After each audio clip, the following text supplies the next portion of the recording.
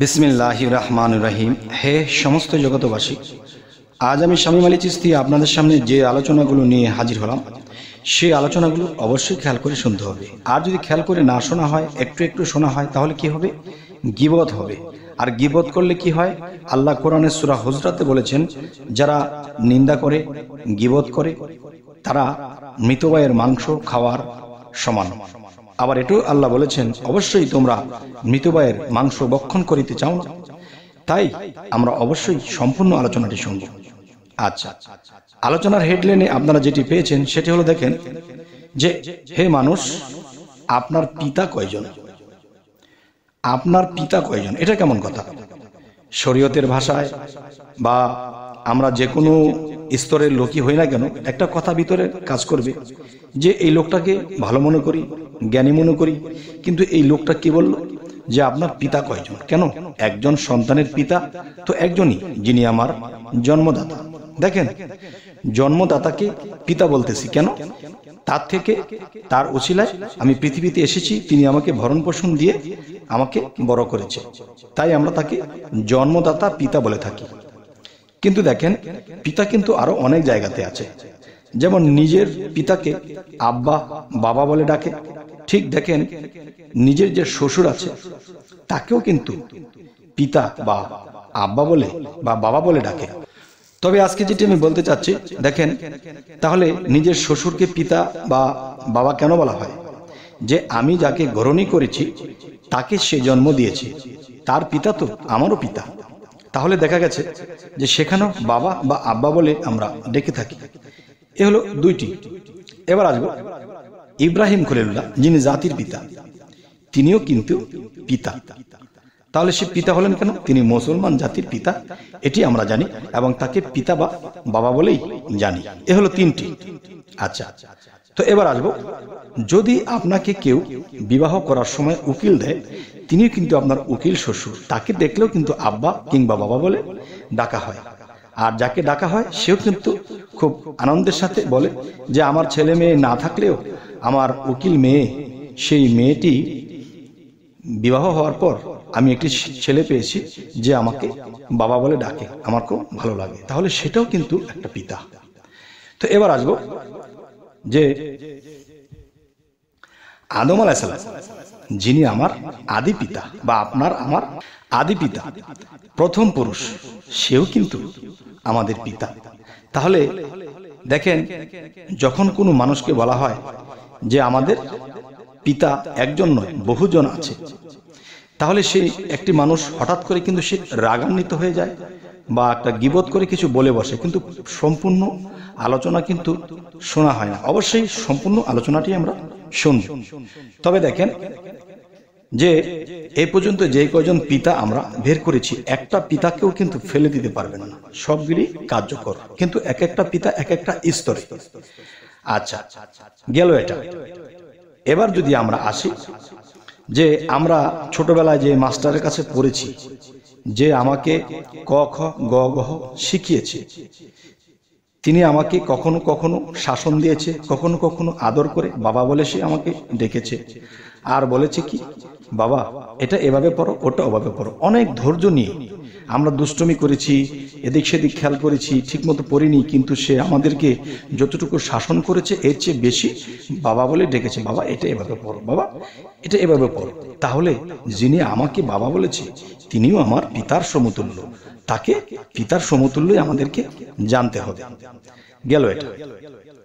আরো একটা বিষয় হলো, দেখুন যে রাস্তায় যখন মানুষ হাঁটে, তখন কিন্তু কেউ একটা বোঝা নিয়ে দাঁড়িয়ে আছে যে সে একা এটা আলগো করে যেতে পারছে না, কে তাকে উঁচিয়ে মাথায় তুলে দিবে এরকম কেউ নেই। তো লোকটা দাঁড়িয়ে বলছে, বাবা আমার এই বোঝাটা একটু আলগিয়ে দিবেন।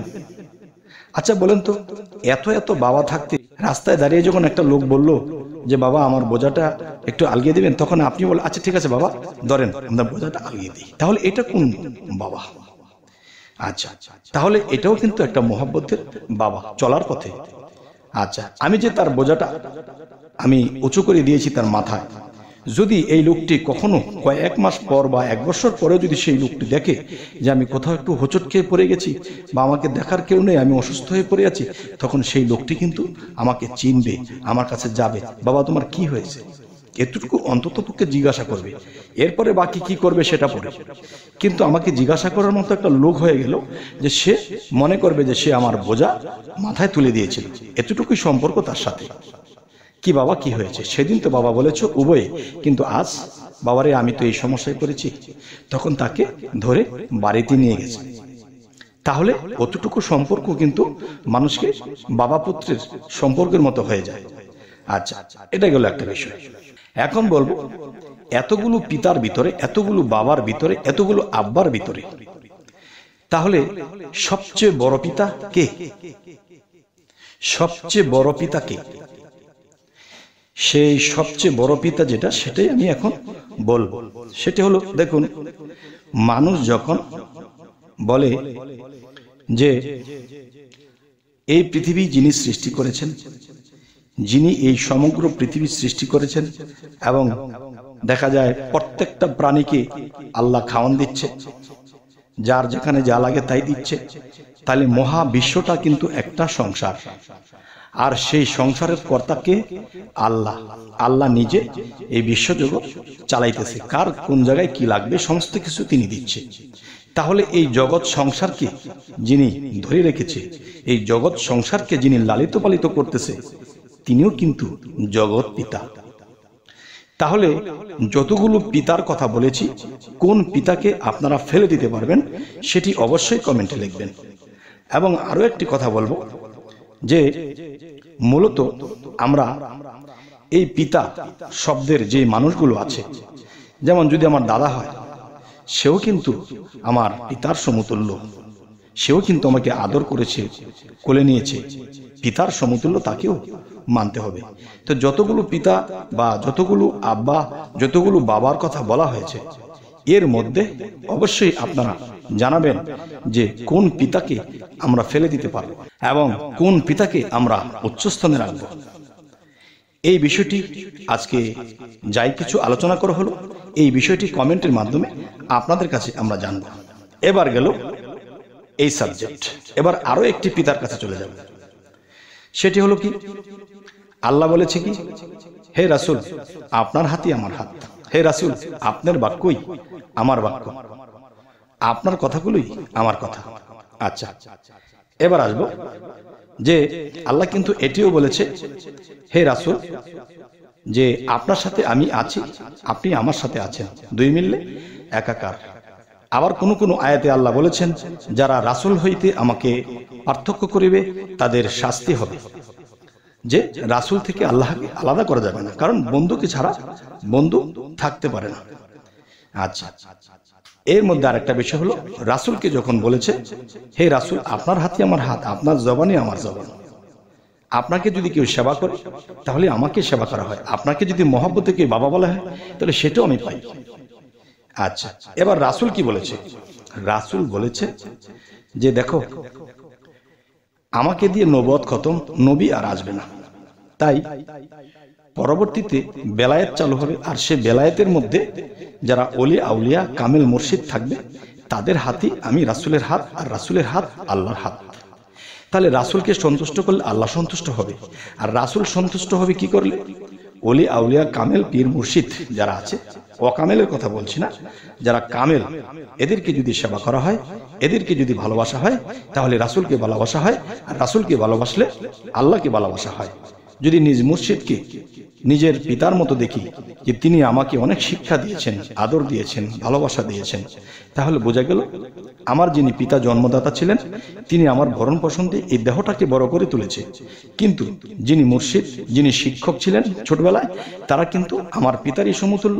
তারা কিন্তু আমাকে আত্মায় শিক্ষায় শিক্ষিত করেছে এবং বাহ্যিক শিক্ষায় শিক্ষিত করেছেন। এবং যিনি মুর্শিদ, তিনি রক্ত মাংস গড়া পৃথিবীতে আছে, রক্ত মাংস গড়া এর বাহিরেও আছে, আত্মগতভাবেও আছে। যেমন একজন মুর্শিদ যখন মারা যায়, তার দেহ ত্যাগ করে চলে যায়, তখন কিন্তু তার আত্মাটা মৃত্যুবরণ করে না, তখন কিন্তু তার আত্মাটা তাকে স্বপ্নযোগে হলেও তাকে স্টেটমেন্ট দেয়, তাকে শিক্ষা দেয়, তাকে পথ দেখায়। আর মুর্শিদের আরেকটি নাম হলো পথ প্রদর্শক।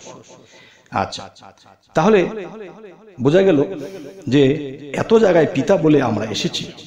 এখন অনেক জায়গায় অনেক কিছুতে মানুষ একটা কথা বলে থাকে যে পীরকে বাবা বলবো কেন, আমার কি বাবা নেই? এই যে একটি কথা বলে ফেলেছে। কিন্তু এত জায়গায় পিতা বলেছি, কোন পিতাটা ফেলে দিতে পারবেন? এখন যিনি মুর্শিদ তিনি আমার পিতারই সমতুল্য ছিলেন। যখন আমি মুরিদ হয়েছি বা বায়াত গ্রহণ করেছি, আল্লাহ কোরআনে বায়াতের কথা বলেছে, হে রাসূল আপনার হাতে যারা হাত দিল তাদেরকে বলে দিন তাদের হাতের উপর আমি আল্লাহর হাত আছে। তাহলে তাদের হাতের উপর যদি আল্লাহর হাত থাকে, তাহলে মুর্শিদ কে?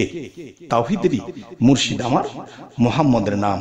আর সেই তাওহীদের মুর্শিদকে যখন আমি মানব, তখনই আমি রাসূলকে পাবো, আর রাসূলকে পেলে আমি আল্লাহকে পাবো। আচ্ছা, তাহলে পীরের হাত, একজন কামেল পীর কামেল মুর্শিদের হাত রাসূলের হাত, আর রাসূলের হাত আল্লাহর হাত। তাহলে সেই মুর্শিদকে যখন মহব্বতে পিতার সমতুল্য বলে যখন আমি বাবা বলে ডাকবো, তখন কিন্তু আমার ভিতরে একটা মহব্বত সৃষ্টি হবে, এবং যাকে আমি ডেকেছি তার ভিতরেও একটা মহব্বত সৃষ্টি হবে। আর সেই মহব্বতে কি হবে? সেখানে প্রেমের সৃষ্টি হবে। আর সেই প্রেমটা কে পাবে? রাসূল পাবে। আর রাসূল পাইলে আল্লাহ পাবে। আচ্ছা, তাহলে এখানে যখন আমরা পিতা বলে বাবা বলে মহব্বতে ডাকছি, এটা রাসূল পর্যন্ত পৌঁছায়। রাসূল পর্যন্ত পৌঁছালে এটা আল্লাহ পর্যন্ত পৌঁছায়। কেননা আল্লাহ কিন্তু জগৎ পিতা, এই জগৎকে লালন পালন করে রাখে। তবে হে সমস্ত জগতবাসী, আজকে আপনাদের সামনে কি ধরনের আলোচনা করলাম, কেমন লাগলো অবশ্যই জানাবেন এবং কমেন্ট করবেন যে কোন পিতাকে আমরা ফেলে দিতে পারবো। তো আমাদের চ্যানেলটি যদি আপনাদের ভালো লাগে তো অবশ্যই সাবস্ক্রাইব করে নেবেন, এবং ফেসবুক হলে অবশ্যই ফলো রাখবেন, যাতে করে পরবর্তীতে ভালো আলোচনা দিতে পারি। আল্লাহ হাফেজ।